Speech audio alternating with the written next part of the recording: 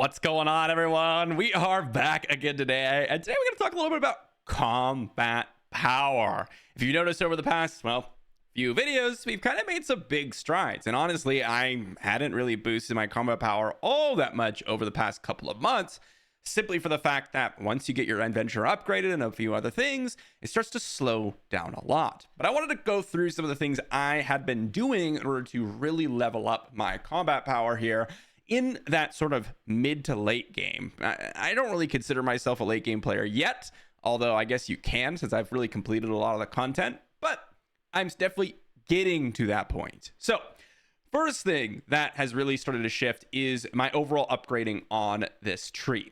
You'll see that I've kind of accomplished all the middle nodes. I've kind of just finally fulfilled, gotten all the elite packs cashed in because I've gotten to tier 6, which, you know, is something you don't need to wait on. This is just a nice little combat boost no matter what. You can see I'm finally going for this last node as I accumulate more ghost books, but on that same note, I've also started to upgrade all the other tiers. You can see my ranger is at tier 4, my knight is still all the way done with tier 1, skeletons all the way done with tier 1 and tier 2. So I've started to really prioritize, really focus in, especially on the weekends when I've got, you know, a lot more time to really manage the, okay, this is going to finish upgrading in 20 to 30 minutes. I can come back in 20, 30 minutes and make sure to start the next one. That's really where I get a lot of the combat power here. This is probably responsible for a few 100 million to maybe 1 billion over the course of time. Definitely with the middle nodes, a couple of billion in terms of combat power. The other thing that I've really prioritized, and you know, this is something that, again, I've said many times, but maybe I just got lazy or I just forgot or what, I don't know. Pets. Oh my gosh, did I get a lot of combat power from pets. I was probably sitting on, I don't know, 300,000 worth of biscuits.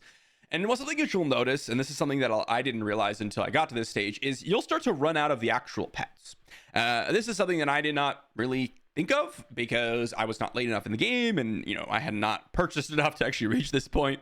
But this pet synthesis, where you get to synthesize extra pet fragments, you actually don't have the pet fragments to synthesize. What you're looking for is actual copies.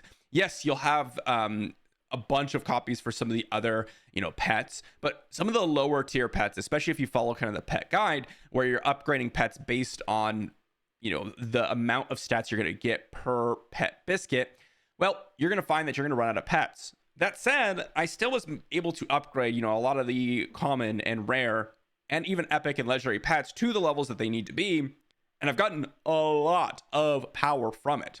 Yes, if you upgrade your pets that you're equipped, it's going to increase your combat power. And I just do that naturally as I get extra copies. However, the extra ones where I can get to level 5, or every 5 levels I'm getting stats, this was probably responsible for about, I don't know, 7 billion combat power, which is crazy to think about. Again, I was sitting at like 39 billion just a few weeks ago. And so I've almost doubled. And so the pets were a huge portion of the combat power and stats I have been able to acquire, which again, I just didn't really think of. Not that I was someone that didn't know that this existed. It's just, I had accumulated resources. I was doing my upgrades as the Capybara had come around. You know, I was getting the 5 pet upgrades in every single time, completing all the quests and all that stuff, right? But because I had accumulated quite a bit and didn't realize it, that was a huge source of combat power. Another thing that I really kind of dove into has been the hard mode. And this is something that, you know, I was sitting at around, I don't know, stage 70 or so.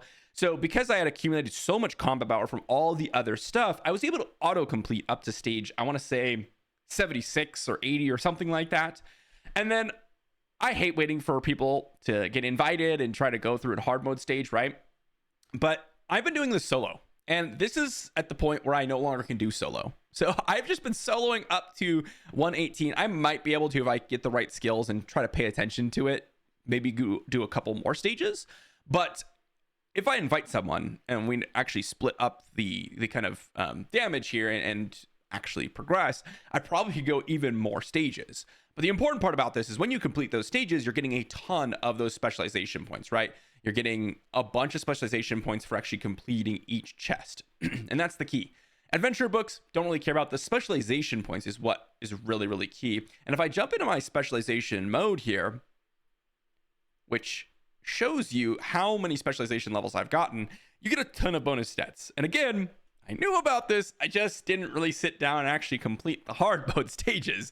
And you can see this. I've leveled up all kind of the actual base stats. I don't really care about progressing super far into the tree. I mean, this is going to be like a lifetime grind, right? I've used so much energy in progressing the hard modes, and this is as far as I've gotten. Now, honestly, day to day, I still prioritize the normal modes because it gives you more books, and I was prioritizing books for a while. Now I'm starting to shift more towards hard mode and trying to do as many stages as I possibly can there.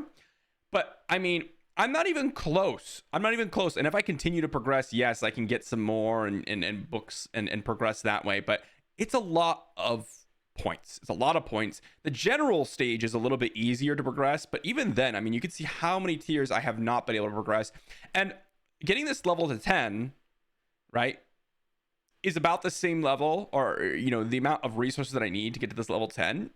It's still less per point to upgrade than, you know, the next tier. So it just gets getting continuously more and more and more expensive. However, me upgrading all of these initial nodes, so much combat power. This was responsible for another 10 billion combat power.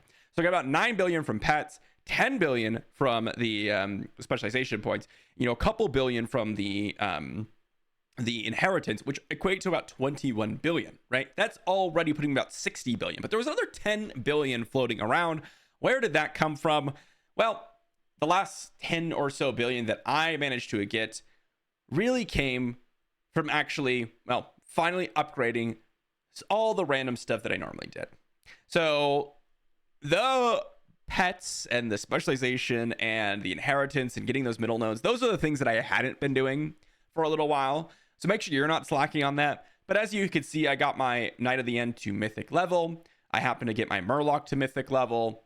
I'm probably not going to be using Murloc for a long time. I just happen to get lucky or unlucky, however you choose to see it, with some of the wishes that I happen to do. I'm looking to transition that over to something else here shortly. But I also managed to get my, you know, double S Elenosis Creed, which is also a big upgrade. I happen to get a mythic Judgment Ring, which I was not in a place to have at that point before I got that big combat power bonus. So all of those things added together to kind of finally get me that last 10 billion. But 21 billion came from upgrades that were just sitting around that I hadn't been doing. So certainly very powerful. I had been pushing a lot of chapters. I had actually been actively playing the game really hard for the last couple of weeks.